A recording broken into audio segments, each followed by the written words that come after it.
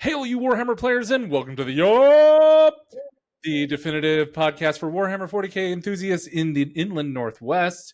Your hosts today are me, Jeremy, All Day 40k Nakano, and of course with me is Joey Bettingfield, painting Bettingfield over on Instagram. That's me.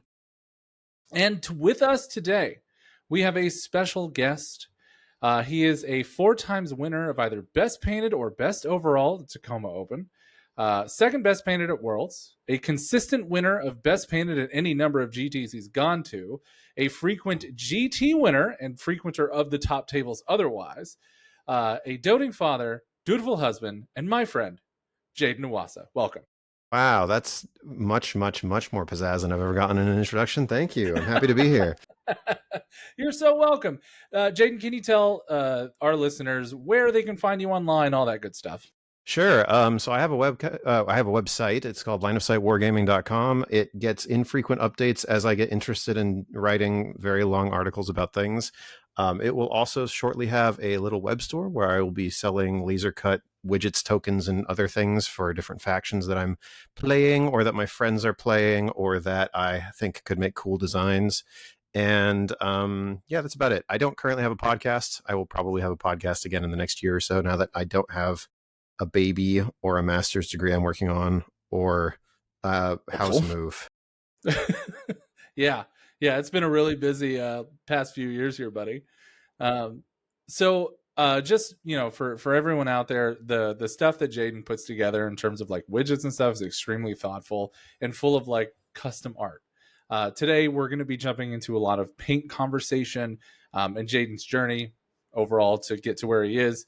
If you've never seen them before, which you may have not, but he has what I consider to be the best painted Chaos Knights that you have ever seen. So we'll go ahead and make sure we get pictures of that going on. But before we jump into that core content, we're just going to do a quick update on our lives. What's been going on as far as hobbies and the game itself. So Joey, what have you been working on lately, buddy? Not a ton. A lot of it has been just like theory crafting lists and trying to figure out where I want to take Drukhari from here and if there's any like different faction that I want to try or not. And then I have been nailing down the details of converting models for my beast pack so that I can actually have beast packs for Drukhari that are made out of GW plastic so that I can take them to real events. I sympathize with that somewhat seriously. That's the reason I'm not playing that faction right now. Yeah, it's pretty tough. But I made 2 Clawed Fiends this week, so nice. We're getting there.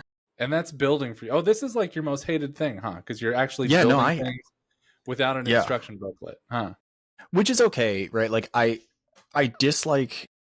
It's a weird thing where like I dislike mass building, but converting of individual models is generally fine. Okay. So, well, at least it's more interesting than just gluing a Space Marine together. Yes. Yeah. And I mean, I say conversion lightly. I didn't do a ton, but it gets the job done. So, yeah. Let's see here. I've been painting up a Torgaradon, which is just my old Torgaradon, just with a fresh new bit of orange on him, because he was, I'll put a real picture up, but he was absolute trash before, and it's exciting to get some of these old characters back and see the before and afters. And then last weekend I went to local RTT, went 3-0, but came in second because our good friend Wyatt decided to just run every table he went on and outscored me by 20, and it's not like I was a slouch, but it was Wrath of the Rock. It was a blast. Really fun way to just push W and win games that way. It's a great time. What about you, Jayden? Since Tacoma, what you been up to? Well, after Tacoma, I've spent a lot of time hanging out with my kids. I have not been painting for 6.5 hours a day, which has been very nice. That's good. I've been messing around with laser cut bases, which is important because I hate basing with a fiery passion, and I'm probably picking up Genestealer cults kind of seriously, and there's a very large number of bases in that army. I don't want to do that. Yeah. So being able to go here, press the button, 45 seconds later I have a base that looks pretty decent is a huge deal. Yeah, because it'd be entirely wooden-based army, huh? Yeah. Well, I mean, they're toppers. I'm putting them on top of the GW bases. Mhm. But yeah, it's just here's some MDF. It goes in the laser cutter. Out comes a base that looks okay. And And it that's looks very nice. phenomenal. Yeah, I have some pictures of that we can show at some point. But yeah, really cool stuff. But cool. All yeah. right. And I Really, just played a game with Gene Steeler Colts today where I punted an unlosable position so hard that I lost by 5.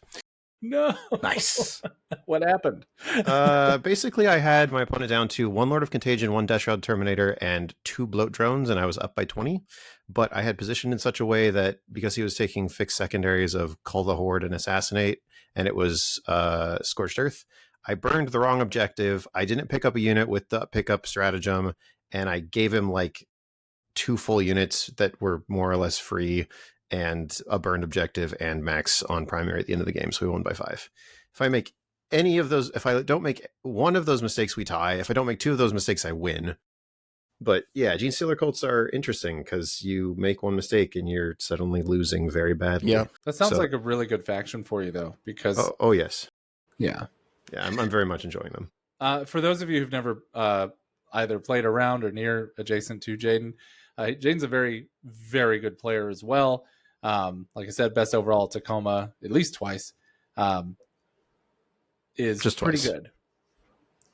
So, but before we get into that stuff, let's get into the main subject here, which is Jayden. So, you're a really phenomenal painter, man. And so my first question for you is like, what initially ignited your passion for painting, and what made you want to pursue it more seriously? So that's a bit of a winding journey. I started painting magic card altars when I was in high school because I wanted to make a little more. First of all, they didn't have extended art cards when I was in high school. That would have been 13 years ago at this point. And that didn't exist. So extended art cards were really cool and really uncommon. And I wanted some. And I started doing that for fun. My parents got me some paints for Christmas. And I was doing magic card altars at the game store I went to when I moved away for college. And I was actually first a Magic player before a Wargamer, and I had a friend who had a standing deal with me of he would sponsor my draft entry, but he got all the prizes that I won if I won any, and that worked out pretty well for him. And I would just do that with him for Friday Night Magics every week because I had an extremely fixed budget and wanted to play Magic, and So one day I see him playing a miniatures game instead of Friday Night Magic, and because that meant I wasn't playing Friday Night Magic, I went over and watched, and I got hooked on the idea that I could put paint on 3-dimensional things, and that was kind of just paint by numbers, which is a lot easier than trying to paint the edges of Magic cards and match up the art. Yeah. So that's kind of where that all started, with a game called War Machine and a model called Terminus, which just had these gigantic wings that I really wanted to paint. And from there, we started off pretty basic. My first model is very bad. I can put that up on the screen if you'd like. Yeah, please. Okay, hold on. Let me make sure. Let's see. We got to share. The journey's the best part, right? Yeah. All right. This one. All right. So we should be able to see this. And let me see if I can zoom in. Yeah. Look how far we've come. So yeah, this guy was painted with, I didn't know what washes were. I still don't use washes, but I didn't know what they were at the time. And I was in like uber panic mode because the water effects on the base that I got were the wrong kind of thing. So they never hardened. And I'd already spent all of my monthly extra entertainment budget on all of the extra stuff I got for it. And yeah, this thing was rough. But yeah, it's like one whole shade of green. Yep, it is one shade of green. It's phthalo green, which is a color I still really like. And then it's like a crappy silver that I think I got as craft paint. And yep, that's about it. That's great. So that's the first one. That's where we started. This makes me feel better about my painting skills. Thank you, Jayden, for sharing that with me. You're welcome. But yeah, so I started playing War Machine. War Machine doesn't have a huge emphasis on the hobby side of things, which I kind of actually prefer, to be honest. I'm not a huge believer in the painting and the playing having to be linked as heavily as the 40K community makes it sound like it should be. But what that meant is that I painted for fun, and then I just played whatever I wanted for the 7-8 years that I played War Machine. And so the first very long time I painted, I was painting War Machine models, which also I think is a bad place to start, to be honest. The old War Machine models are rough, and they're very difficult to do kind of anything on. But yeah, it was that one night in a game store in Utah, and also wanting to hang out with people that I knew, and then going, hey, I could paint this stuff instead of the cards. And that was kind of where it all began. That's crazy. How did you manage to have any hobby like able to like pick up models when I made a deal with the store owner, because the guy owned almost every faction in the game to completion, that if I painted X number of things for him, I could get a free kit every week. Oh. So yeah, that's sick.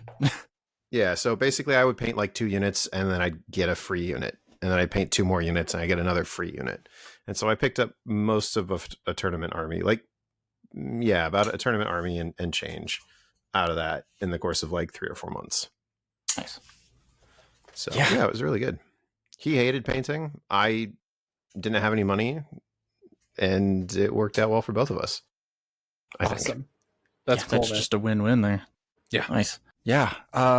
Man, I appreciate the winding journey, because that actually kind of answered like 3 of these questions. So, but I will. Yeah. So before we started recording, we had talked about your Necron. So what was the first advanced technique that you would consider for painting that was like the thing that you looked at and thought, I want to know how to do that? So that's actually a really easy question for me to answer. There's a technique called 2-brush blending, which works like this. Basically, you're putting that's Jeremy's favorite word right there. You're putting a base coat of a color down, and then you put a slightly brighter color or darker color on top of it. And then with a second brush, you point the bristles at the paint line perpendicularly, and you go back and forth with it, and it's wet, and it makes a gradient, because it goes in and it thins out the paint at the edge of the new color and then pulls it back into the original color. And it was kind of Privateer Press's studio signature technique. And I just wanted to be able to do it, because it does, if you can do it, it makes some really nice gradients, but it's very finicky. Yeah. In application, is that different than what people would know as wet blending in any way? Or it's different than wet blending because the base layer is already dry. So you're not mixing 2 wet paints together. You're putting a wet coat of a slightly different shade on, and then using a different brush it's called feathering, I think, in proper art, to feather out the edge towards the base coat. And so it kind of turns the transition. It's kind of like turning the transition glaze from the main paint source and a secondary source of, like, hydration. People use blending medium. People use water. The original people use saliva, because you just hold a brush in your mouth, and then I don't do that anymore. I caught my kids trying to do that with craft paint a couple of years ago, and I went, nope, I can't do that again. It's a little different. Different. So yeah, but that was the first big boy technique that I really wanted to do. Let me see. I've got a bunch of pictures. I may have a picture of something that I did that with early on in this mess of things. I like just like in concept, it seems it's a very like Bob Rossian sort of, like the way that he did his water or his grass. Yeah. If you look here at this cloak, actually all of this was probably 2-brush blended, but this is the kind of effect. You'd base coat with this dark maroon, and then you'd put this red here, and then you'd feather it out, and you can kind of see where the main body of the pigment was here. And then you guys can see my cursor, I hope? Yeah. Okay. And then you pull it out to there, and some people were wizards at this, and I never really became as good at this as I wanted to be. But I also, looking back at it, don't actually think it was as much of a hype as I was thinking it was at the time. I just didn't know what I was doing. And it's you said it's more of a push, though, right? When you're because you said you pull it out, but it's really because of the direction of the brush. It's more of a push. Yeah, you have to like push into it and then pull it away from the main body. It's really hard to explain without a visual. Yeah, no, I get it, but yeah, that's strange. Yeah, that does sound fast. It's almost like like reverse glazing in a sense, where you only pull in one direction. Yeah, it's a little bit like that. I don't know. I don't think I've done this in years at this point, but it was certainly one of the first techniques that I really wanted to learn how to do. And that's awesome, man. Okay. But like Joey said, that covers most of our like the initial like what got you started. So let's just get into the next portion, which is really what was the aha moment that you like painted a model and you said, oh, I'm good at this? I didn't really have an aha moment. I'm really isolated where I'm at. I'm in a little town in central Washington. There hasn't been a wargaming meta around me for most of the last 13, 14 years. So I didn't really have people to compare to. And online forums back in the day were a lot different than they are now, in that they existed. And so you pretty much just saw the best of the best in those places. Yeah. And so I was constantly comparing myself to really, really, really good painters. So this model is actually one of the first models that I sat and I went, whoa, hold on a second. That looks pretty good. And specifically it was the eyes on this one. I was really, the first time you get two human eyes going in the same direction feels pretty good. Yeah. But there were a couple of things. This was my first ever non-metallic model attempt in a real sense of the word that I just straight up copied off somebody else. That didn't look nearly as good as theirs, but it was kind of on the right track. Jeremy, you still feel good about yourself? No. And then this was my first really big boy model that I finished all the way. Oh my goodness. And this was the first time I really was playing around with an airbrush and I realized how cheating they were. And then where is that silly thing? Here we go. This was my first, I'm pretty good at this moment. This thing is called an Ancestral Guardian, I believe. It's a scored model from War Machine. And I painted it white, which was dumb, but I did a pretty good job of it. But what I did that kind of got everybody's attention was this. Yeah. And this is the first really intense freehand that I ever tried. And there's some things about it that I would never do the same way anymore. Like, for example, all of these scales I did with a micron pen. I didn't actually use a paintbrush for that part. But it was the thing that made me go, oh, I could maybe do this. And not a lot of people can. So, which kind of is, I feel like maybe more natural for other people since you came from card alters. Yeah, it's true. Like some of those skills were already sort of burgeoning there when I went into this. But yeah, this was the first model that I brought this to kind of the equivalent of a GW Open for War Machine. And the head sculptor who'd sculpted this came over, picked it up, said, "I hate you," and then walked off. And I went, oh dear, what did I do wrong? And then he came back and he went, "Can I take a picture of this?" And I went, oh, okay. That's awesome. That's the best. It's either really good or really bad, and I don't know. And you can see here, I already hated basing. The base is not appropriate to the model. Look at that grass. I think it's fine. It's just he's just standing on some fresh grass. Yeah. I hate basing. It's my least favorite thing. It's so interesting. And it is very counterintuitive from what Jeremy has already talked about. As much as I detest building, I love detail basing. Like full diorama. I love basing. I've tried it. Let me grab. This is my first. Do I have pictures of the base? No, of course I don't. This was my first Chaos Night, and I tried really hard to do a dioramic base, and I just hated the whole process. And yeah, look at that felled tree. That's not even a felt tree. It's a log. I don't know. So I hate basing. It's my least favorite part of the whole process. Well, that's awesome. But yeah, so yeah, this, wherever he went, this dude, that I painted for War Machine back in the day is the first place that I went, okay, yeah, I think I'm probably at least above average here. And that was nice. Although looking at this now, most of it I'm just like, oh boy, there's so many things I'd change now. Well, I would hope so, right? Like, yeah, this has been 7 years. Yeah. Meanwhile, Joey's like, what would you change? No, I mean, I get it. I do the same thing. There's plenty of models that I've looked at, and I'm not saying that I'm anywhere near this, but there's plenty of models that I have done that I, at the moment, was very proud of them, and then look back on it, I'm like, I'm not saying it's bad, but there's some things that I would do different. So, like, I definitely get that. Yeah, 100%. So, Jeremy, in case you're wondering off the cuff, these gems are bad. They're all bad. None of them are good. Okay. This between the recesses and the like middle tone here area that is very poorly defined. If you look here, you can see that there's like all kinds of weird things going on. Yeah. There's no edge highlight sharp. There's no like sharpening here.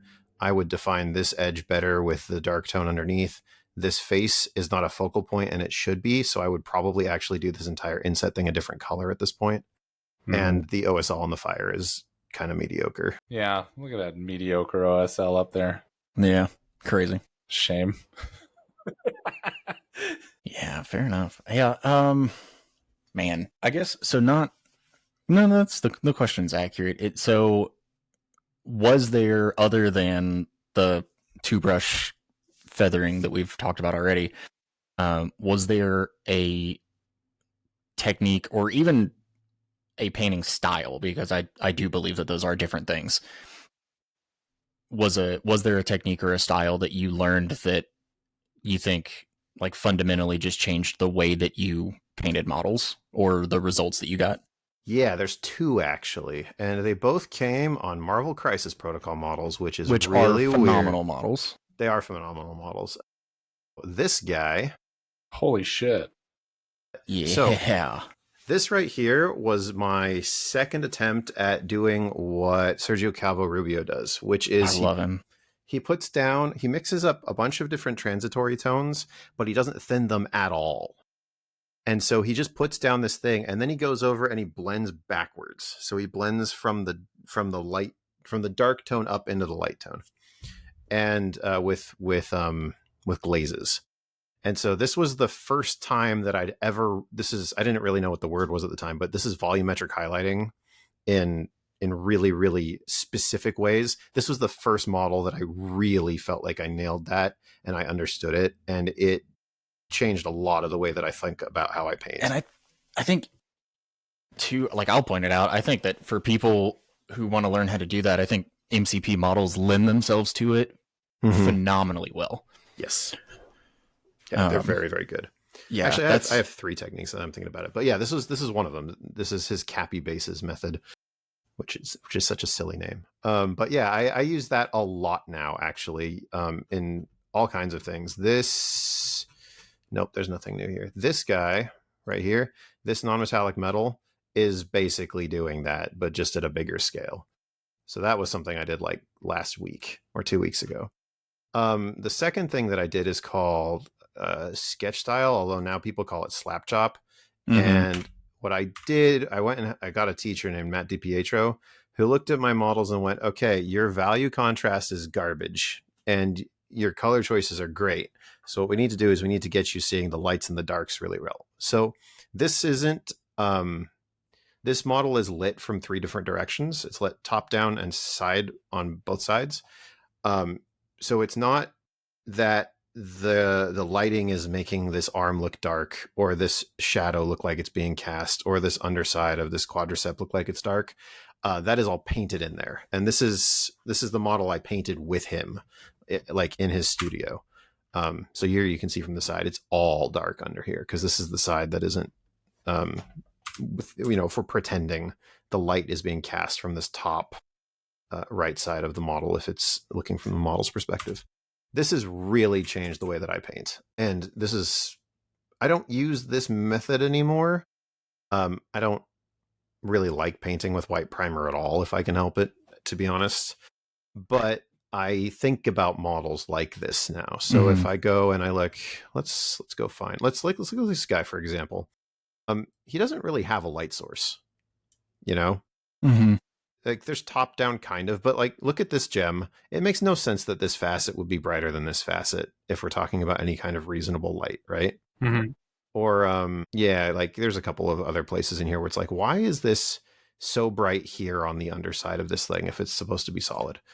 But if you look at the more recent stuff I've done, with, I mean, heck, sure, this guy, there's definitely, if you look down here at the legs, I've thought about where the light is supposed to land. So this is a dark spot that is painted in. This is a dark spot that is painted in with the purple. I'm looking at the same model. Yeah, we Nice. still see the geometric. Oh, really?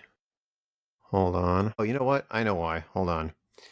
Haha, I figured it out because it's in a different tab. All right. Oh, there he is. Oh, here we Okay. go. So, this leg here that I'm looking at on the left is painted. This is dark and this is light. This is dark and this is light. And so thinking about those like directional sources has really changed the way that I paint. Here's another, this one took forever. This one was the thing that hurt my head the most, trying to figure out how to make this look reflective from this angle and all three things. But then you can turn it, 120 degrees to get the other thing, and it has to look right from that angle too. And then you can do it another one, and the other one is just miserable. This set of 3 tentacles took almost as long as most of the rest of the night in some ways. So yeah, so that fundamentally changed the way that I paint. And then I'm gonna need to swap back over to the other thing now. Share this screen. God, isn't that Purple Knight incredible? Just everything about it. It's people's favorite in a lot of ways. Yeah, I like him quite a lot too. And then the third thing, oh, is it not in this one? Where are you, buddy? Oh yeah, the third thing that I've kind of leaned into a lot lately is texture. Yeah. So if we look here at this Juggernaut, I didn't really do any blending on this vest or on these jeans or on these boots or on the ground. It's entirely just texture, like brush strokes making the impressions of fabric folds, scratches, things like that. I actually find this to be hilariously easy by comparison to traditional blending techniques. So much so that I'm just looking for places to use texture wherever I can now because it just feels easier to me. And you can do a lot of the same like volumetric buildup with it that you would with the Cappy bases or with the black and white thing. So if you look at this one, for example, your brain automatically kind of assumes the light source is over here somewhere. Because if you look at his back, that's lit up here, dark here, lit up here, dark here, lit up here on the edge of this thing, dark over here. And I did all of that with texture because you just need the right like marks and the right sort of angles to make that work. So finding this was another huge thing. Here's another one of my favorites that I did. This, I was very proud of this. I made this look like silk, or at least I think it looks like silk. This model is very, very small. He's smaller than a Space Marine, but yeah, he's pretty small. But getting that, that textured look to it, because silk reacts to light differently than other fabric does. Same thing. Look at his cloak. Look at his shirt. I tried to make it look like linen. I think I did a reasonably good job. Yeah. So but again, this was the most recent of the 3, and I'm still applying all the same rules. So this one has a top-down light source because you can see that it lights his sleeves and the vest equally. And then I went really hard in the contrast for the darks. If you look at the difference between this color in the shirt and that color in the shirt, right? It's or even the different. fold on his left arm is yeah, like right there. Yeah. And the thing is, it's really scary to do that the first dozen times. It's terrifying to go that intensely different. But you have to kind of just trust in your ability to make that look right eventually. And there's huge portions of this where it will look bad for a long time. But you have to keep just kind of poking at it. And this is, as much as I hate this advice, thin your paints when you're trying to do kind of crazy things like this is really good, because you can keep working on the same thing over and over and over and over again until you get happy with it without introducing like a bunch of weird texture to it. The texture stuff really makes sense considering you do so much freehanding on your models that would Mhm. just become like the more natural way that you would want to build up like the highlights because Yeah, you're just painting a picture effectively. kind of. Yeah. And it's funny because if you remember my original comment about what I thought about these was that it was paint by number, right? Compared to the magic card. And that's kind of how I approached it for forever. Yeah, And it's still kind of true, but it's just more intense paint by number. absolutely. So Okay. yeah, those three techniques, those three things are still kind of the foundation of how I paint. Yeah, that's those seem like really cool things to like try to embrace. So, switching gears a little bit here, um, what was your first like painting award or any or real like recognition that you received along the So the first painting awards, War Machine doesn't do painting awards at all. Which, well, that's not true actually. At the Las Vegas Open, they have a system where the TOs there are both big hobbyists, and they had like a raffle system, but it wasn't a fully painted required tournament, and I almost always rolled up with whatever I thought I had the best chance of winning the whole event with was, and that was rarely painted. Um, so I didn't really get into that. My first painting award was actually with these knights at the first GT I went to, and I wasn't expecting anything out of that GT. I just kind of went because my friends made me, and I'm not joking about that, by the way. I bought this dude, and I painted him in about 2.5 months in the slowest possible ways to spite my friend who was trying to get me into the game. He bought me this one and Okay. then basically said, and by the way, I signed you up for a GT. It's in 3 months. You need to get an army put together. So I got this one and this one and this one and a couple of other ones, a couple of other dogs, and I put them together and I went to a GT and played my 8th through 13th games of Warhammer at that event. Yeah. Which was hilariously fun. And I did actually go 3-2 there, which was cool. And I won Best Painted at that, which I was not expecting at all because I was just going. And I didn't even realize that was a thing at the time, to be honest. So that was Okay. cool. And then I went to the Tacoma Open 3 months later and I won Best Painted there as well with the same army, which I also was not expecting because I was wandering around and being dazzled by all these display boards and all of these really super clean airbrush blends and everything. And I went out with my friends to dinner and I went, well, mine's pretty neat, but I don't think I've got a shot. And then I won, which was very cool.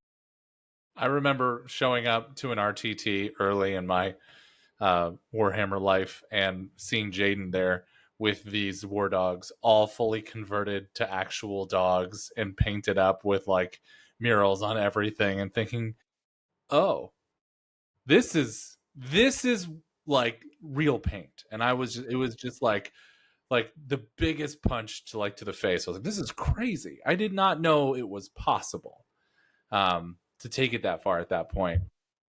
Because I was like, I'm a good painter. I wasn't. Uh, Oh man, everybody has that though. There's a dozen people that I go, man, if I could just paint that thing like they painted. yeah. Hey, click on that dog with the Melta on his back, please. This Sorry, the one, one in the middle, the very middle. Yeah. This this tail, was my first one. I love the craft work here, man. Like how much this totally customized tail with the axe swinging off the back. Um, oh, I love this. This is so fun. So the story behind this is actually I hate the way war dogs look. Like I detest the way stock war dogs look. And I almost didn't play the faction because of it. And then I saw an article where somebody did this on the internet and did absolutely nothing to show how to do it. Just like, hey, I did this thing. And I went, and how? So I had to reconstruct it basically from pictures. And I had 4 originally. Now I have 12. And they're all done like this in various ways. This one is actually probably my favorite one because the pose is the most absurd. It's so cool. Is it a tail? Like, is that the tail? Yeah, that's his tail. It comes Yeah. off right there like that. It curls around. I spent a lot of time looking at running dogs, trying to figure out how they run. I've actually repainted most of this one since then. He looks quite a lot better. So one day war dogs will be good again. We can see them. I hope that day never comes. I don't miss that Totally at fair. all. Yeah, I mean, 13 War Dogs is one of the most boring lists that's ever been put on a table. So Correct. I have never played an all War Dogs list ever at any event in my life, and I never will because boring. Totally fair. yeah. All right. Well, let's keep it going here. So what? We went over your awards. So what was the first? Either your, I'll take either one. Your first or your most humbling experience as a painter. My first really humbling experience as a painter came pretty early on, to be honest. This was a big part of the forum culture of the mid 2010s. Mm-hmm. Just that you're never the best in these places. There's 70,000 people in them, and there are people that are incredible. And so I remember I just gotten a full army painted or something like that, and it was a particular faction, and I saw somebody just post the most incredible thing, and I went, wow, okay, that's maybe not possible, maybe possible. It was actually a guy called Gorilla with a Brush. He still paints. He painted the most incredible Trollbloods army, and it was all non-metallic metals, and it had a very particular style that I still haven't been able to replicate with all of my work. He uses scale 75 paints exclusively. So his models have these incredible finishes to them because it's so matte. And because it's so matte, it shows any stray brush strokes, and there never are any. And it's just insane. His blends are so good. His placement of highlights is so good. And it's phenomenal. And then I found out that he was in his late 40s and I was like 22, and I went, oh, okay, maybe in 20 years. Yeah.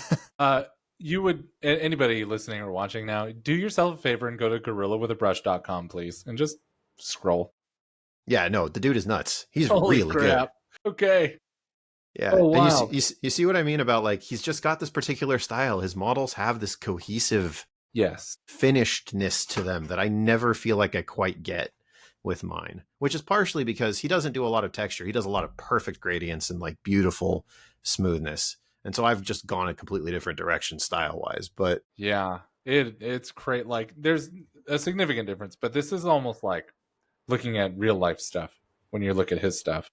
Mm-hmm.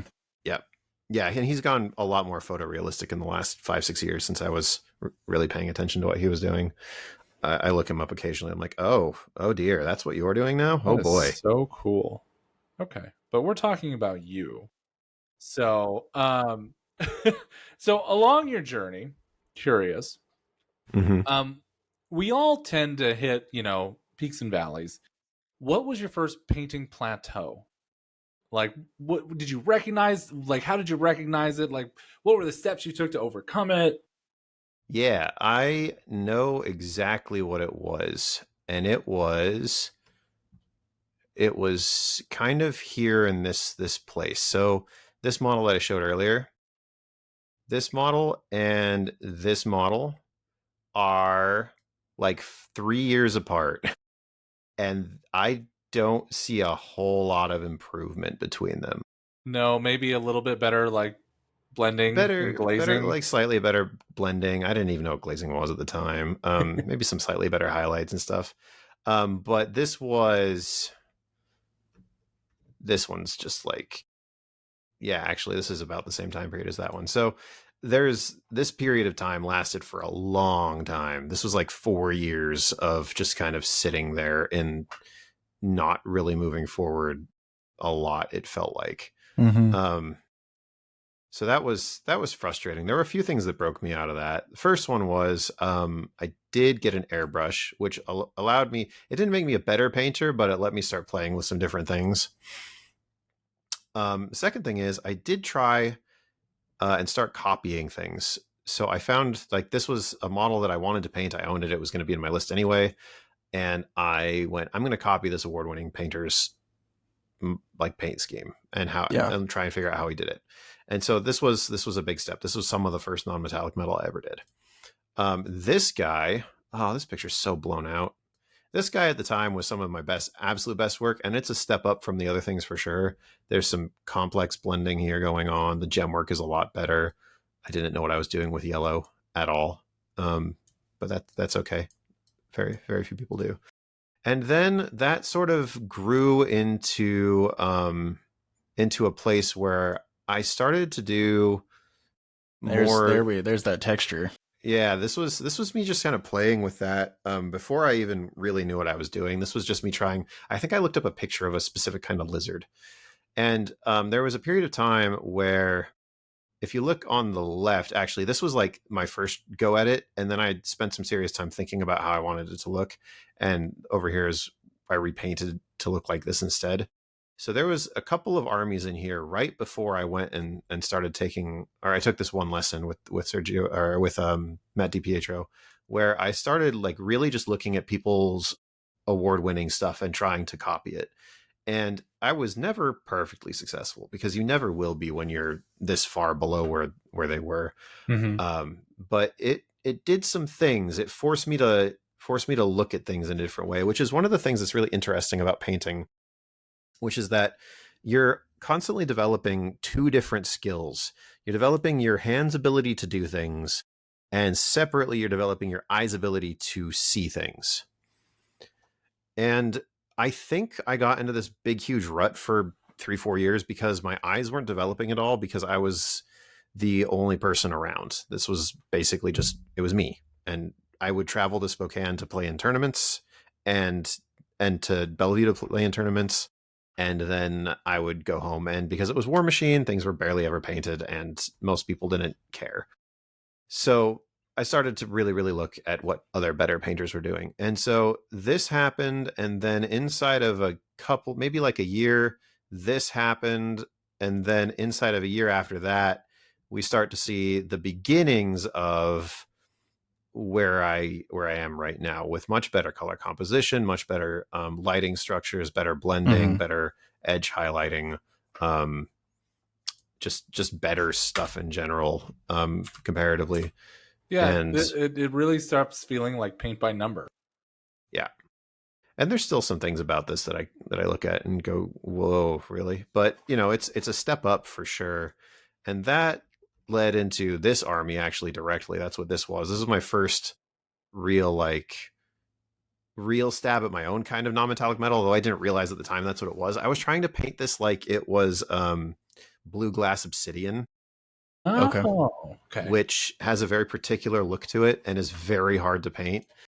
This, I started the dude who paints Gorilla with a Brush. He did this model, and I tried to copy, I think, his reds, but not with the crazy freehand pattern he had. And I just kept pushing forward. So this is the next thing I painted after that, which similar kind of DNA, but much more complicated. And then after that, this was the one after that. This is the same kind of model, but with a lot more, textures, things going on. It's still, the thing that bugs me about this the most, and this is a tendency I still kind of have, is that it's just not very, very neat, if that makes sense. The edges are not well defined. The separation of things is sloppy. And I struggle with this still. I like I said, I didn't grow up painting GW models, and all of these things have really soft edges, and it's really hard to get them clean. And I just never really learned how to do that, partially because like a lot of people get that effect with a wash, and I just don't use washes because I never have, and I probably never will because I just don't. But washes can kind of, get you that look. And then let's see, this was then, so a year after I painted this, I blitzed this out in probably 3 hours. And so there's like, the metals are terrible. I didn't know what I was doing with metals, but as far as like blending and lighting goes, if we look at this and then realize that maybe 3-4 years earlier, probably 3 years earlier, I was still painting like this. And then 3 years before that, I was painting like this. Leaps. That was, yeah, that was the big push, was somewhere in here. I started to force myself to look at other people's stuff. I tried my hand at a couple busts, which was really interesting. These are bizarre things to paint. If you've never painted one, I highly recommend giving it a try. Okay. And then, but you know, because partially I was just sort of going, I can do freehand stuff maybe, and also not caring all that much. But you know, this was not a lot of work at the time, and actually, fun fact, Jeremy, these are the purples that I used on that purple night. Yeah, I was looking at him like, this looks oddly similar. Yeah, but you know, so yeah, that was a big plateau. I sat on it for a long time, and then you just kind of have to accept that you need to look at other people's stuff, or you need to get a teacher, or both. You can get similar results, although they're different, from looking at other people's work and trying to replicate it, or from having people critique your work who know what they're doing better than you do. Hell yeah. Yeah, fantastic. Man, I hope I don't know the answer to this. I think that I might, but I'm interested to see what it is. So, out of everything that you have right now, what do you consider to be your best painted model? And why? So I don't really think I have a best painted individual model. This was I sat there and thought about this question for quite a while when Jeremy sent me this list of things. So I'm going to throw a few things at you, and they're for different reasons. And partially this is because I almost never end up with some leisure time to really devote myself to making something as perfect as I can. Mm-hmm. Everything is always a deadline for an event, 99.9% of the time. The 2 nights I painted, I have serious critiques of both of them for the Tacoma Open. Pretty much everything that I've ever painted, I have been rushed in some form or another. And so I have issues with all of them in many ways, but I will take you through a few that I'm very proud of. This model is probably the best face I've ever painted. And this entire beard setup is completely freehanded on there because they decided to sculpt Stephen Strange without a beard. Yes, they did. And weird. I hate it. So, this is, in my opinion, probably the best volumes I've ever gotten on cheeks, eyebrows, brow with good separation between the brow and the eyebrows. And the hairline. And the hairline and the cheekbones and the reflected light onto the jawline and then dealing with the beard as well. So I really phenomenal. Yeah, thank you. So I really like this model in terms of just this represented kind of like being able to do that, which I think is a really, really important, but also underdeveloped skill because it's just really hard and people don't want to learn how to do it. In terms of my most impressive model, I'm going to have to share a different my most impressive model is, oh no, it's not in this one. It was in the other one. My apologies. Hold on. Hey, you're good. Share something else. It's hard to nail stuff down when you have so many incredible photos of knights. I don't have a picture of this guy fully put together yet, but there's a knight tyrant that I've done, which has an absurd number of freehands on it that I think is probably the most impressive thing I've ever painted. So it's got the unified chaos gods here. Each shoulder pad has 2 greater demons. So this side has Tzeentch and Nurgle, and there's Slaanesh and Khorne. Let me see if I've got pictures of this. Here's the Tzeentchy one. Oh, that was the first one I did. I was terrified. I'd never done something quite that zoomed in before. Here's the Nurgle one. It's a little guy. Just a little guy. And then I don't have a picture of the Bloodthirster. Oh well. This is the Keeper of Secrets. And then the Bloodthirster is actually my favorite one, but I don't have a picture of it readily available. And then all of his greaves take the picture I painted on the shoulder and zoom out.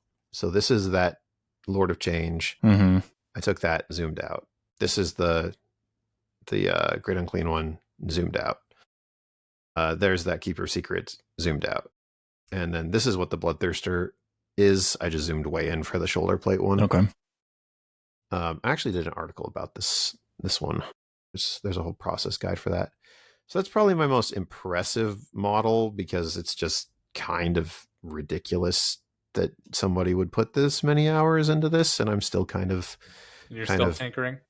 Yeah, here and there I kind of am. And then as far as just like... so I think about models in a bunch of different ways. Like, is this a long form paint job? Is this a speed paint job? Is this a like what is the purpose of this thing? And so in terms of my favorite like speedy paint job, nope, it's down here. It's this color scheme. Oh, Okay. And specifically, I think these are my favorite ones out of that color scheme. No, it's the Incarn, but she took a lot longer, so I don't count her. So these ones were done. All three of these were done in about 2 hours. Mm-hmm. So, yeah, when I think about speed painting, this is kind of my gold standard of where can I get to with an airbrush and good color scheme. Joey, does this speak to you in any particular kind of way? Yeah, I mean, this is like 90% of almost all of the painting that I do nowadays. Yeah. It's where can you get with an airbrush and a good color scheme? Just a good understanding of color composition gets you a really long way. Yeah, that's most of it for sure. Or here's another one. This guy was done in about 5 hours. Oh, you can tell. Yeah. What? Just sped right through this one. Yeah, really phoned it in here. True metallics are just really easy after non-metallics. You can do that is fair. You can do almost all of the same stuff that you can with true metallics as you can with non-metallics. Oh shoot, I didn't put Canis in here anywhere. What was I thinking? Oh, that's well, crazy. I have a knight. Hold on. You guys are going to get stuck on that screen for a minute, but I'm going to try and find a picture of this guy because I think... There we go. I'm going to... Oh, there's a sweet share this tab instead. All right. Here we go. Oh. This is true metallic metals done like non-metallic metals. It's like at least 4 or 5 times faster. And I actually think it looks better, which pains me to say. Yeah, I like... It's like you said, it feels easy to do after you truly learn how to do non-metallic. And I'm not very good at non-metallic metal, but I understand. I grew up in arts, like I understand, color theory and the way that light works and all that. So like true metallic, I love true metallic, and I think that not enough people do it. Yeah. So I think moving forward, I'm going to mostly do this kind of thing when I'm painting like that. And I think you can just get really clean looks out of it pretty fast. It's arguably just as striking as non-metallic, but it's, like you said, so much easier to do. Yeah, and I think it doesn't have the same problem that non-metallic has, where if you don't do it quite right, you get this uncanny valley effect. Whereas true metallics just kind of look great from the word go. Yeah. Hey, the random thing I love, I like clone trooper helmets on Space Marines. If you do clone trooper markings, it looks dope. It's so good. Please click on the Land Raider. Okay. Please take us into these knots. We're so good at drawing. Oh my god. And you on your website, you kind of tutorialize the whole like how to do this knot, right? I don't remember if I have, to be honest. This was last summer. Let me throw myself back to this real quick because I did have... Oh, okay. Yeah, I can do this. All right. So this is Canis before he was even close to done. But you start with a grid, and the grid will have some strong lines that tell you where your breaks are going to be. This is a really complicated knot, so I think I actually just looked this one up. And then you go through the grid, and I think I didn't take a picture of this step, but you draw the wiggly lines, and you don't bother worrying about what's going over and what's going under. And once you've got the wiggly lines locked in, so if we look here at this curve, that would have gone over here. That's what that like hard edge there is telling you. And then there would have been this curve, which goes against this one as well.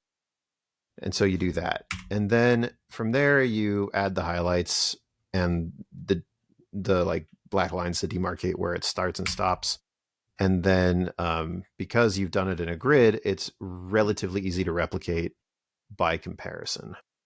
So when you get to this guy, it's the same thing. You just did it twice. And Then I also did this one grayscale first, and one of my friends told me that I really, really, really, really needed to try it with color and with metal colors, and I resisted for a long time because I didn't want to do that, and they were right. So Yeah. Look at trying that to land see. rate. Oh, it's so good.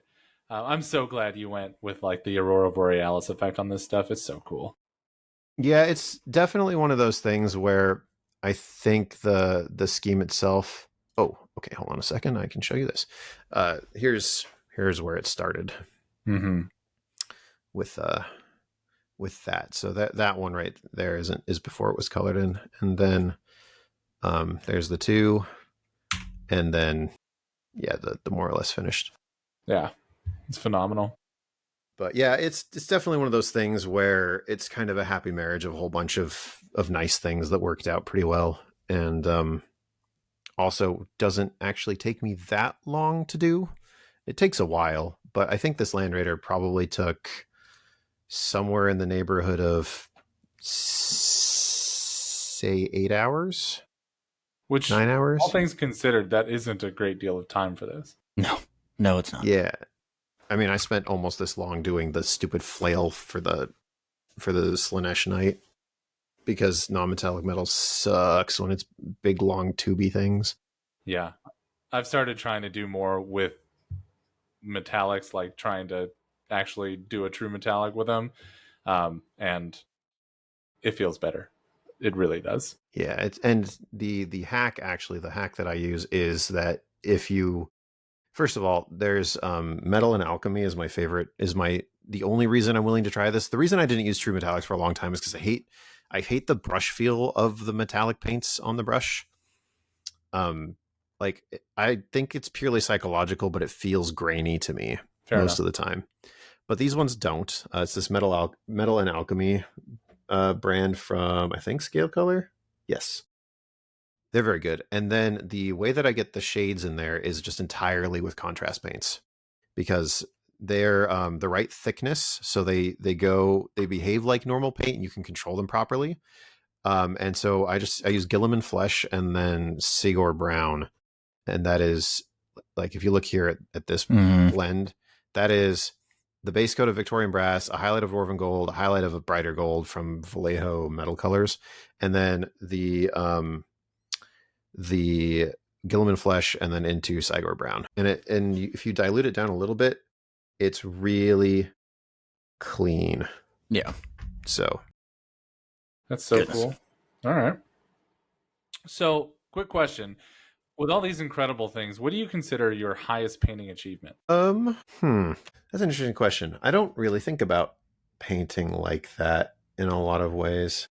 Probably that I have both inspired and also given direction to an unknowable number of people to start freehanding stuff. I think that is what I'd be the most proud of out of all the things I've done. Yeah, you encourage me to do that frequently, and I still haven't done it, and I will one day. Yeah. Yeah, I mean that's fair. But I've like my vocation is teaching. I'm a teacher, and I know for a fact that the freehand article has something like 11,000 views, and I know that I've also talked to dozens and dozens and dozens of people on the internet about how to do things like that, and so it makes me like that's one of the most satisfying things is just knowing that out there are people who are pushing themselves because I was able to show them something that made their brains go, oh, I can do that. Yeah. By breaking it down so that it works. Just a subtle little, I see your lightning sword and raise you a constellation sword.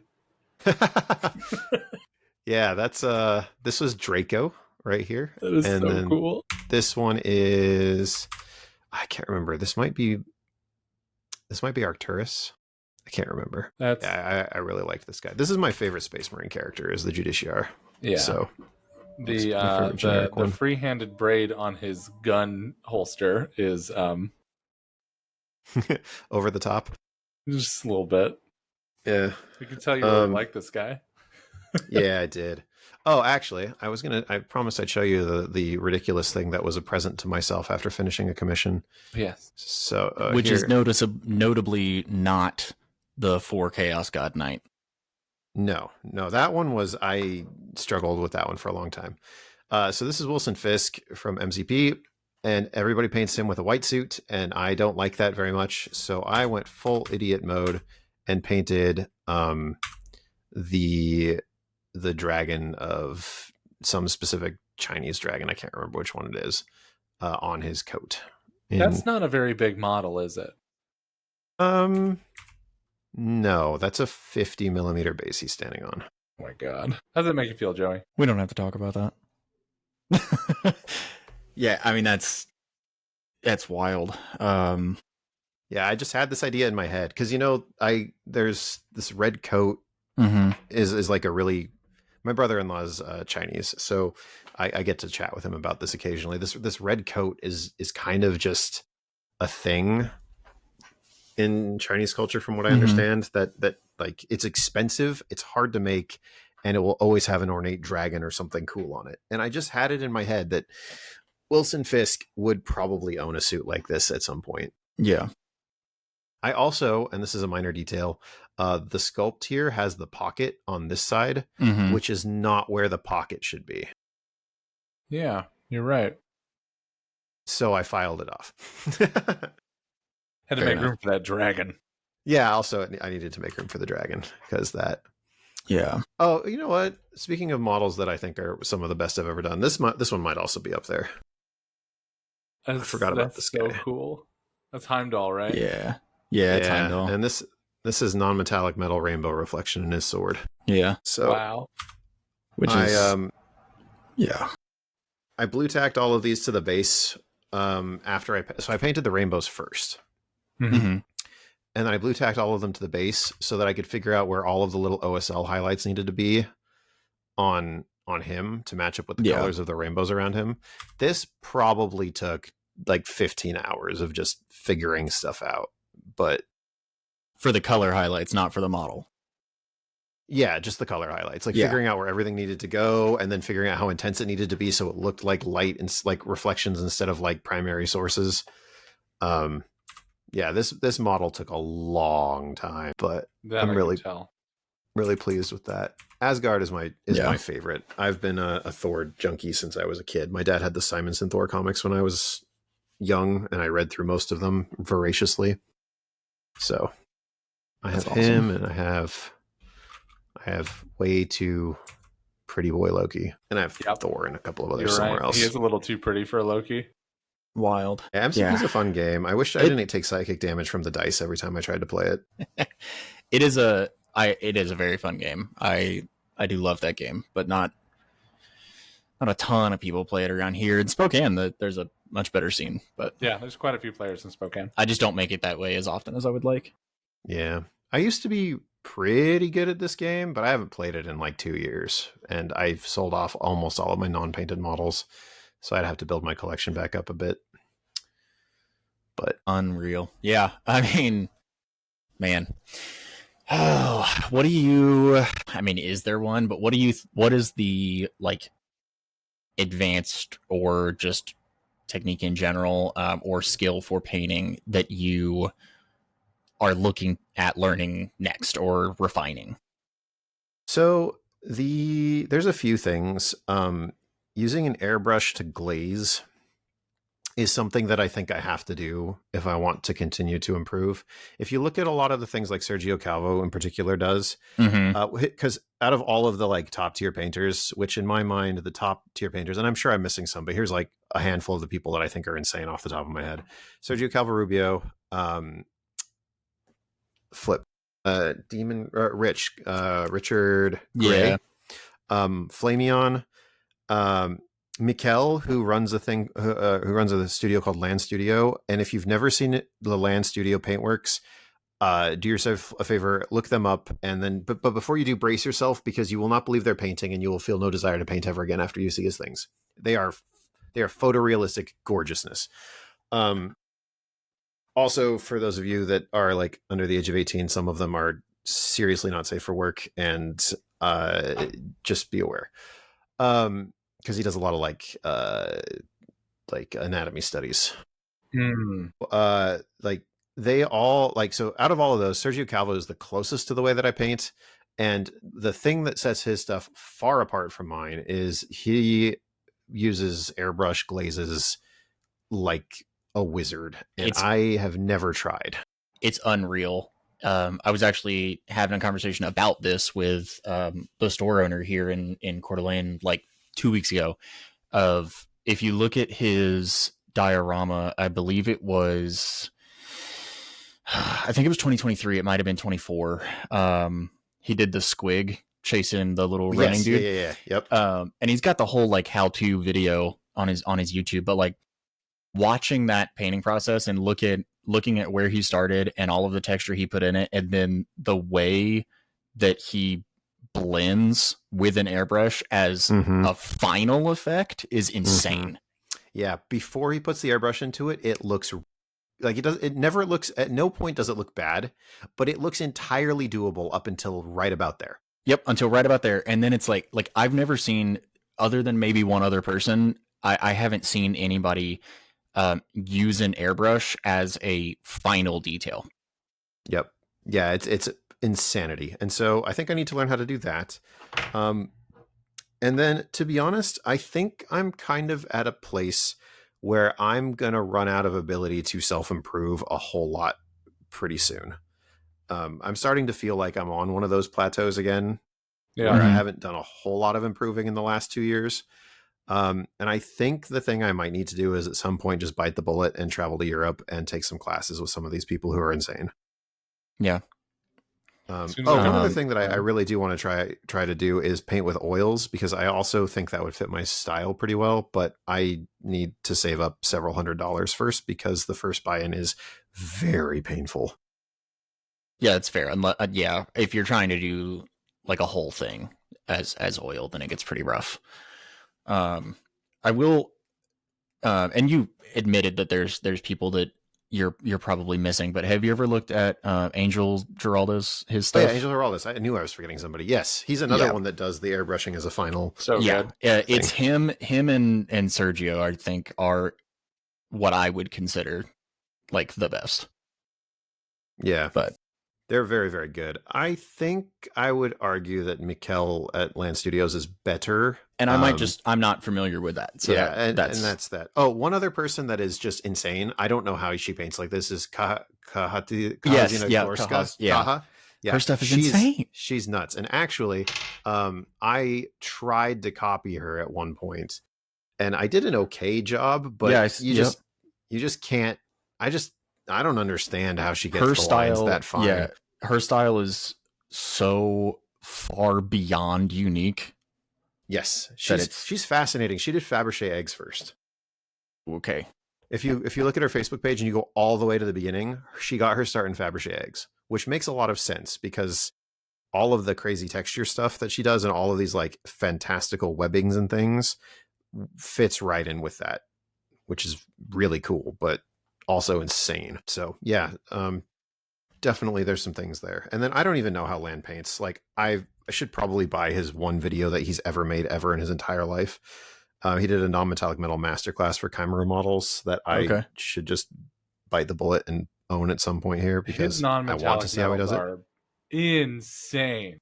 His they look like photographs. It is utter nonsense what his models look like. I don't understand. And he puts them out freaking regularly. He's got a new one out like every week or two, and I just go, how did you have time to paint this thing? He only does busts, basically. Yeah. I'm currently looking at a piece of armor that he did that is all non-metallic metal, that is reflecting the landscape around it. Yep. And that to me is insane. Yep. No, he is. I would say he's the best non-metallic metal painter on the planet, or pretty close to it. I haven't seen anybody who does it better. Geraldes does a beautiful job at miniature scale non-metallic metals, but Mikkel does like actual wizardry. I don't understand it in any way, shape, or form. And I looked up Katazina. Yeah, dude, her stuff's wild. That's also crazy. It's a little darker. but man, is it cool. Yeah, she does some wild things. Okay, that's so cool. Yeah. All right, let's, we've ogled over other painters long enough. Let's move back. Let's move. Let's center ourselves a little bit. And speaking of airbrushes and tools and stuff like that, let's kind of jump into, like toolkit, environment, stuff like that. So first and foremost, we've referenced airbrushes a bunch of times so far. What kind of airbrush do you use? So I have a Geralda's Infinity right now, which was a huge upgrade from my Iwata Neo, which is what I started with. Yes. I really like it. I need to get a 0.4 millimeter nozzle on it so that I can actually use it to prime things. Okay, so you have his original one. That's just the 0.2. Yeah, the 0.2. That's all I've got. I would also like to get a 0.1. At some point. That is the brush I am like currently eyeballing of like, man, I should really buy this, and then just not doing it. It's a really nice brush. Is worth every cent. Well, and Angel's is different. His has things on it that the regular one does not. Yeah, it's got some different nozzle attachments that are pretty neat. Understood. So, yeah. The problem with an airbrush for me specifically is that, and this is still true even though now I live in a bigger place, is I don't have a fume hood at all. So I have to kind of just do it either in my garage or on my porch when I have the time to do a bunch of things. So you don't just want to paint your snot for a couple days? No, not really. Well, no. So, but it is a really cool tool, and actually, this was my display board for last year's Tacoma Open, and I did this backdrop almost entirely with that airbrush, which was super cool. This is the first thing I'd ever done with like airbrush proper painting, and I was real nervous going into it, but it worked out pretty good. And yeah, I don't think I would have been able to do it with my old Iwata airbrush because it did not have the control for the like the gradation in size. So yeah, man, airbrushes are the best. They are flat out cheating. Yep. And I'll do it until I stop. Yeah, that's fair. There's definitely a lot of things. They are very much cheating, but there's a lot of just very high things that people like Sergio and Angel do that I just don't understand. Yeah, so. Absolutely. Yeah. I'm definitely much more of a neophyte with the airbrush than I am with the paintbrush. And I can tell there's some things that I'm just like, I should be able to do this, I think, but I don't know how to do it. Yeah, that's fair. Yeah, I mean, I guess that's airbrush. So what, I care a little bit less about environment, but what are your brushes? What are your go-to brushes? So I bounced around between Winsor & Newton Series 7 and then Raphael 8404s for a while, and I just wasn't very happy with either of them. I tried Artis Opus out, and I liked those well enough, but they're very expensive. And then what I've ended up on is Rosemary & Co. Series 33s, which are only available in the United States through one stockist in the Midwest that you have to call because they don't have an online store. Wow. So here's why I like them. They're red sable, which is not Kolinsky sable, but it's still really excellent. Oh, it's the Russian sable, right? Yeah. And they are dirt cheap by comparison. Size one of these is, I think, like $7.50. And okay. I think the quality is about on par with a Winsor & Newton. Okay. Which is easily 20. So I like the Series 33s. They didn't have them in stock the last time I ordered them. So what I've actually been using for the last little while is their Series 88, which are script liner brushes. So if you think about, like, if you've ever seen somebody do the pinstriping on a car, that's a really long script liner brush. Yeah. These ones are not quite as long, but a size one of these is what I painted both of my most recent Chaos Knights with, just like full stop. That's what I painted them with. Gotcha. So, but yeah, I've been really happy with Rosemary & Co.'s quality. They last about as long as a Winsor & Newton brush does for me. They're a third of the price. So I just Which is buy pretty three. big, yeah. and That was nice. go. You've mentioned skill a few times as we've been talking about paint, but is there a preferred paint brand that you tend to stick to? Not really. Let's see, what's on my desk right now? I've got a bunch of Pro Acryls. I've got some Vallejos. I got some Vallejo metal colors. I got some Chimera. I've got a few Citadel things. I've got a couple scale colors. I've got some P3 stuff. Yeah, I don't really have any paint brand loyalty. I have extreme loyalty to specific paints. Because either they behave certain ways that I really like, or they have a finish quality that I really like. I don't varnish my models at all unless they're made out of metal. I just assume that good primer plus good curing plus good paint technique will keep them fine for the vast most part, which has been borne out fairly well. So I look for paints that do specific things. So I really like I like to have a very matte finish in most colors. I like to have some translucent tones in most colors, so you can mix them with other things and thin them down without really thinning down the consistency, or you can thin them down a little bit and they're like glazes but still thicker. I like to have some things that have insanely good coverage. I like to have, I actually have quite a few contrast paints around that I use almost entirely for glazing.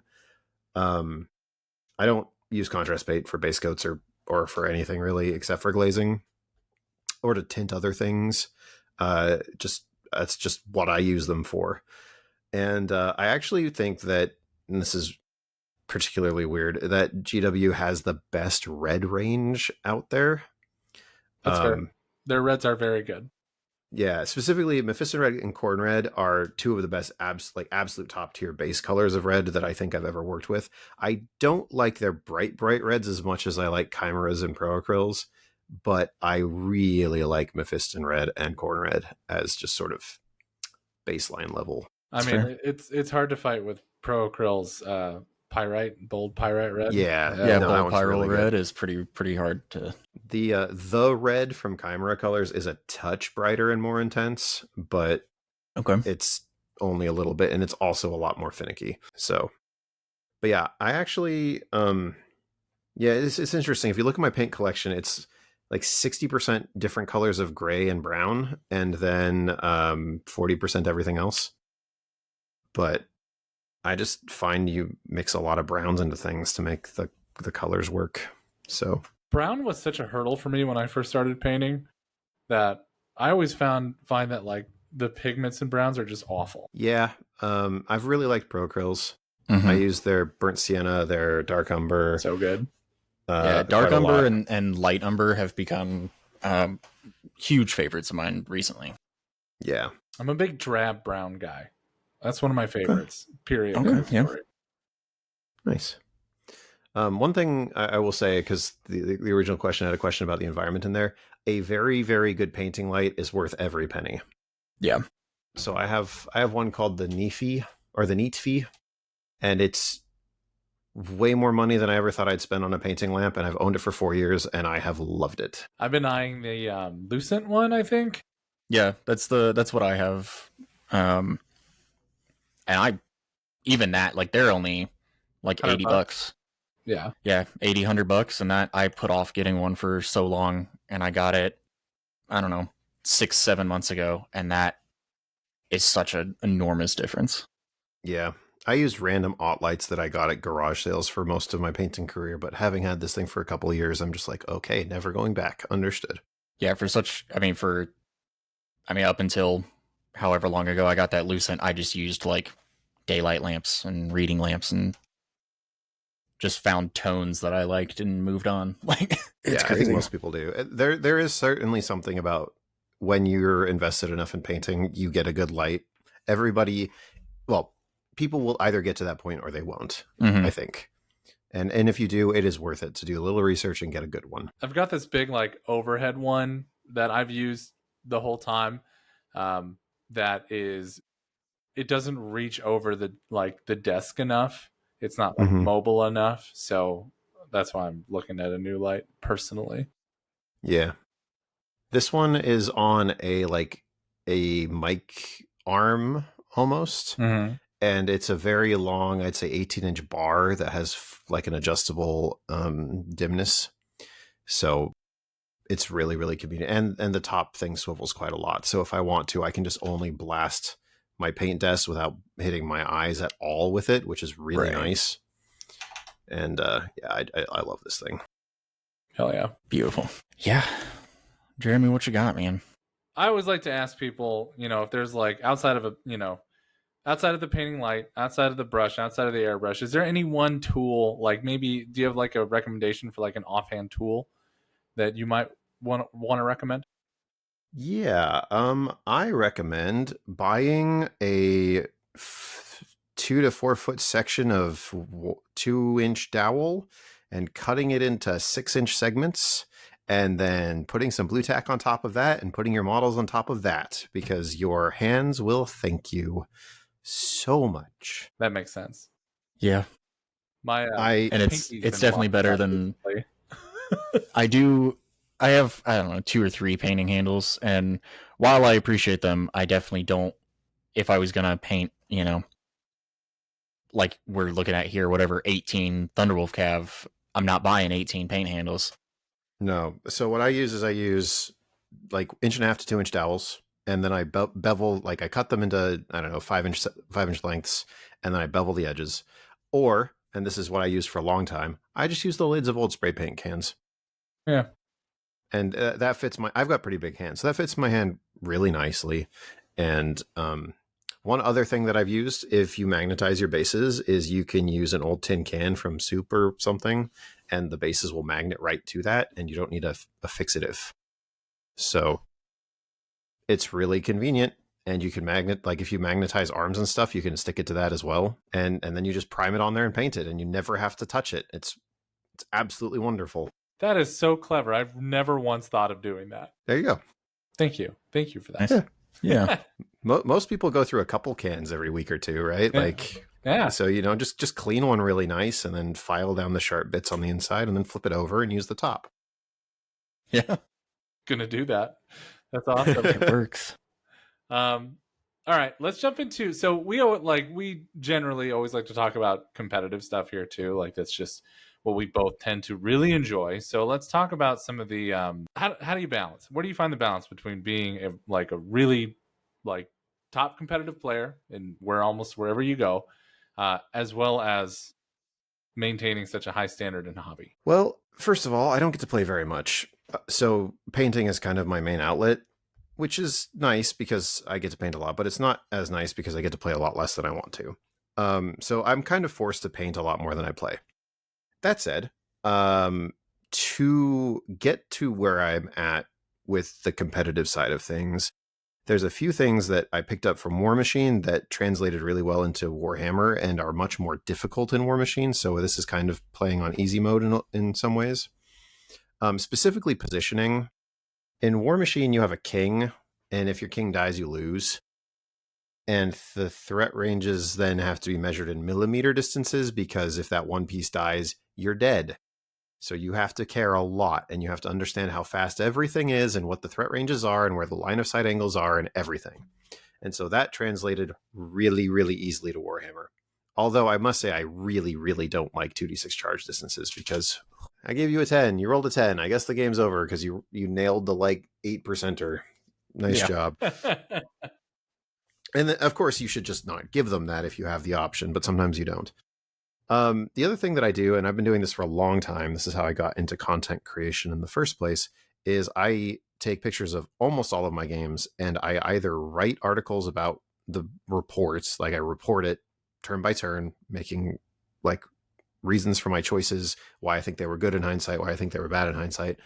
And that forces you to get like 3 to 5 games worth of information out of one game, which when you get very limited games means that you can still sort of hang with the people that are playing 6, 7, 8 games a week. Makes sense. So those two things, that analysis piece is really important. And for that, especially at the beginning, I was constantly asking people who are much better than me at the game what they thought of, like, what was my positioning choice here? Was my timing of my go turn good? Was my understanding of what the important threats were, target priority and such?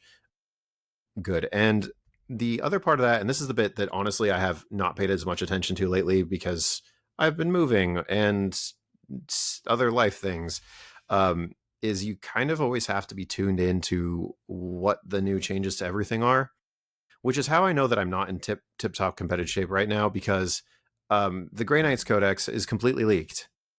I have no idea what's in it because I haven't bothered to look. Damage 3 paladins. Okay, cool. But like, if I was in tip-top competitive shape, if I was going to a GT in 3 weeks, I would already have all of that memorized. Right. And there are some things I read really fast. I memorize things very well. Those are natural advantages that I get to have. So that's really useful. I played my Gene Stealer Cult list twice. I probably can tell you every single stat in it. That's not something you can necessarily replicate, but that's an important part of being a successful competitive player. Is your list needs to require such little mental load on you that you can spend all of your time trying to figure out what your opponent's going to do first, and then make it so that's either not possible or not beneficial for them to do. Gotcha. So that's where the whole quote where you've told me before how when you're playing you just see stat blocks on the table, because you have the ability to memorize all these units fairly quickly. You know your own stuff really well. Obviously, you know the rules of the game very well. Instead of looking at like, oh, those are, this Marine attacking this thing, you see, 6s and 4s and all that stuff, right? Rat instead, right? More or less, yeah. I see, like, when I'm looking at the table, like, obviously I'm not literally seeing nothing but stat blocks, right? But they might as well just be cutouts as far as what it actually matters. And this is something that I actually think a lot of new players get into their heads about, is models can look really intimidating, and at the end of the day, they're just physical representations of some rules. And if you can think about them in terms of probabilities of, hit, wound, damage, destroy, of distances and charge options, of probability of drawing specific kinds of secondaries that you need for later in the game, and so your units need to be positioned in such and such a way. If you can think about all of that, then the intimidation factor can go down, because you're no longer thinking so much about like, oh no, that model's unkillable, as it is like, okay, so maybe it's unkillable. Does that really matter? Where does it what does it influence on the table? This is one of the things that I struggle with Mortarion specifically, because he used to not matter. He used to be an unkillable thing that didn't matter. Yeah. And now he's like, oh gosh, he moves up and a bunch of my things get hurt, and then he can kill anything in the game now. And he's, so, I don't like new Mortarion at all. I don't like playing against him. But, it's a knight. It moves 10 inches. Okay, neat. So it threats 22. If I just stay outside of that, it's effectively useless. Or, it's just a land raider. That's a common thing that I got when I was playing the Redeemer, and I'd be like, okay, I'll overwatch that unit. It's mostly dead now. They're like, that was so lucky. I'm like, nope, that was slightly below average, actually. That's 2d6 plus 6. It's strength, 6, AP 2 damage. Like, enjoy. Yep. Maybe +1 to wound from some random effect, Right. And that's another thing, is because I have a math background, being able to just do all of the calculations in my head very, very fast, really, really helps. And that should be kind of obvious, but there's so many people that I run into at events who are just like, I think this will work. And I'm like, you have like a 9% chance. Yeah. Why are you doing this? Bet it won't. And they're like, man, I really thought that would work. And I'm just over here going, I don't know how to interact with you, because on one hand, you're frustrated, and that's fair. But on the other hand, you shouldn't be frustrated, because that was a stupid choice. If you took 3 seconds to think about, I make 20 attacks with -1 to hit. Now I'm hitting on 4. So I hit 10 times. I'm wounding on 5. So I wound 3 times. Yeah. I save 2 of them. I take like a damage. Right. That wasn't likely to kill the 3 Marines there. Like, or whatever. Yeah.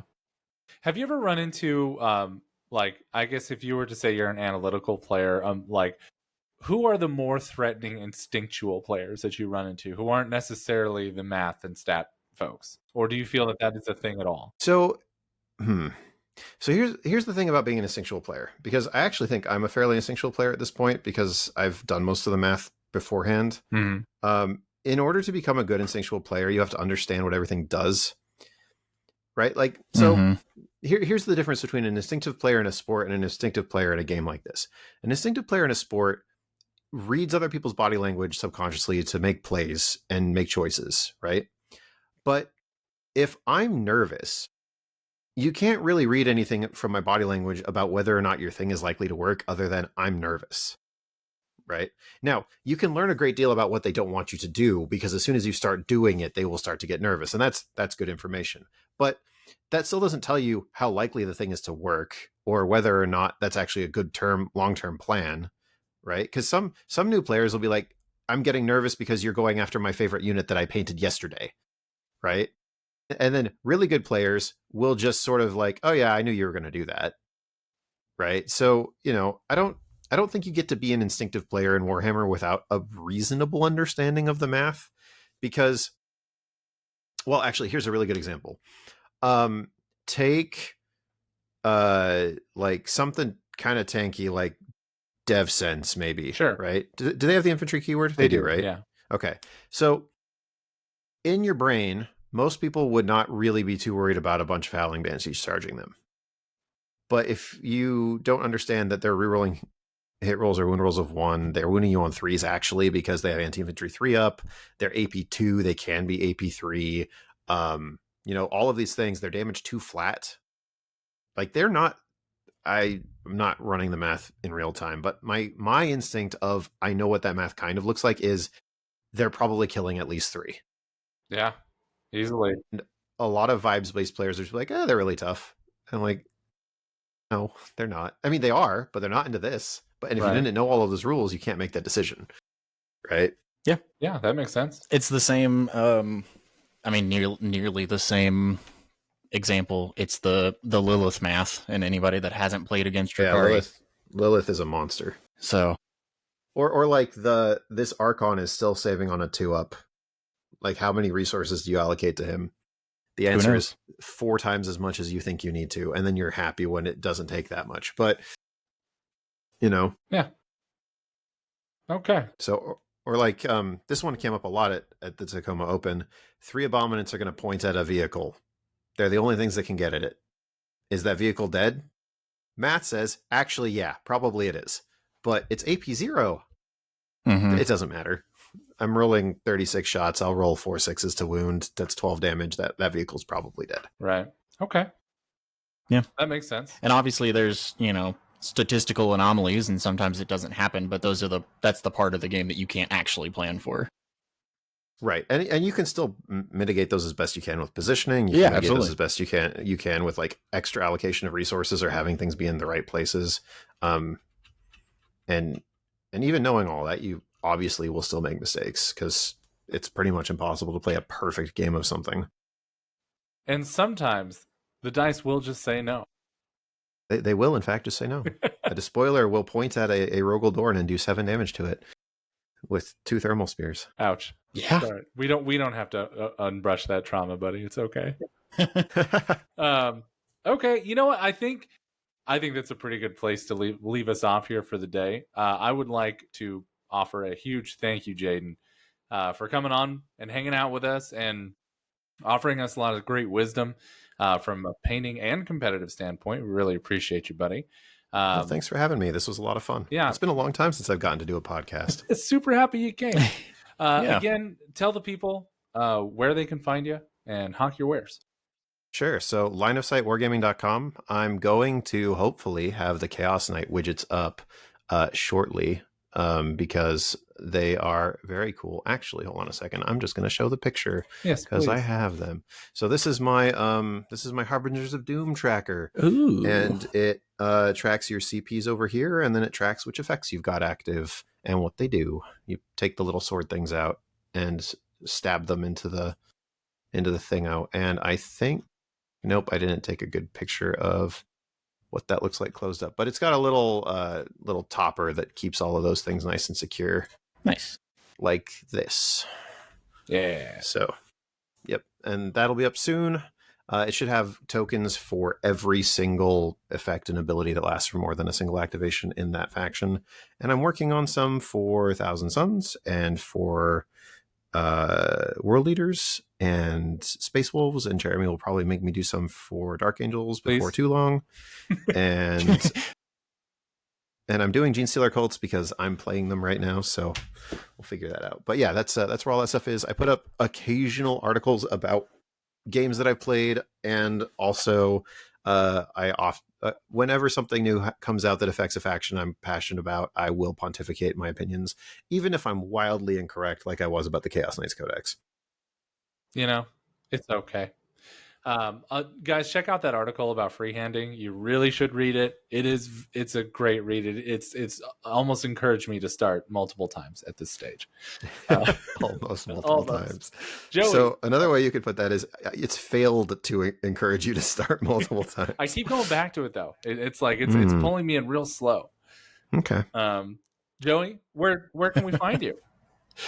Yeah, you can find me just over on Instagram, Bettingfield Painting. Trying to post more, but that also requires me to paint, so I need to do that too. Yeah, I suppose that's true. And of course, you can always find me on TikTok, all day 40K. And I just want to thank all of you for hanging out with us for as long as you have, and we'll see you the next time at the Yawp. See you around. Bye, guys.